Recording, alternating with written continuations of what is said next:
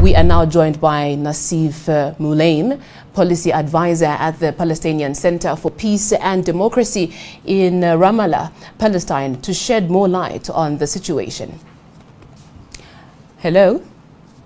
Hi, Naseef. Hello. Hi, thank you. Yes, please turn your video on when able to see you.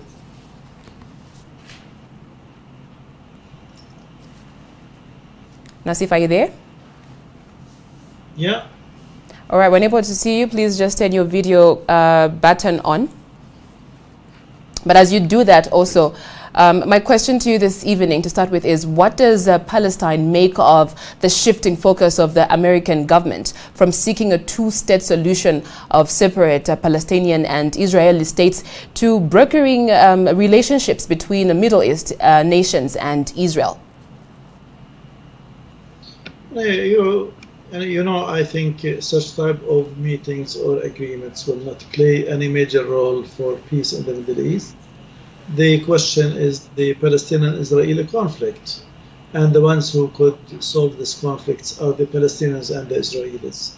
As for the Arab Emirates and Bahrain, I don't know why they have made such a peace or normalization agreements between them, since they have had no war between themselves, and there is no conflict between these countries and Israel.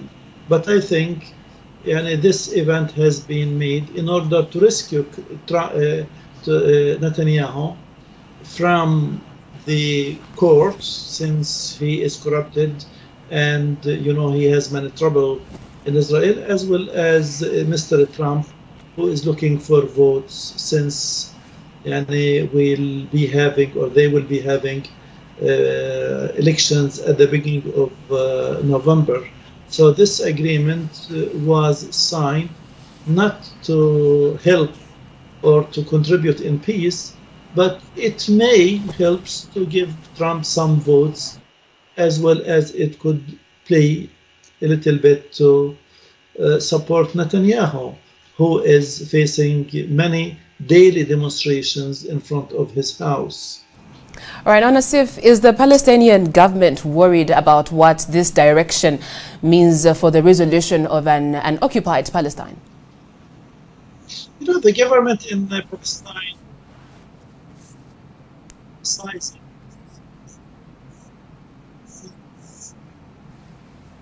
Naseef, I'm unable to hear you. Are you there?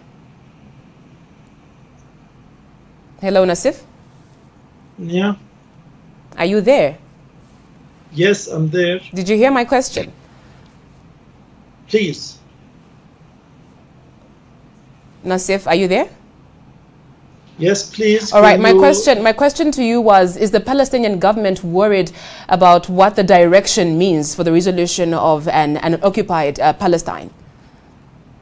The government is worried about this type of events since it puts the Palestinians in the corner. So all of these events are playing a major role to put more pressure on the Palestinian Authority, so on the Palestinians in general and Palestinian Authority in particular.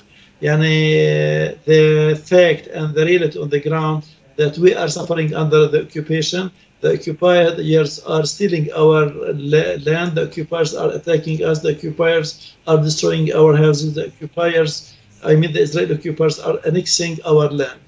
So when it is shown in front of the international public opinion that it seeks for peace, it makes the Palestinian position more difficult to gain support from the international community.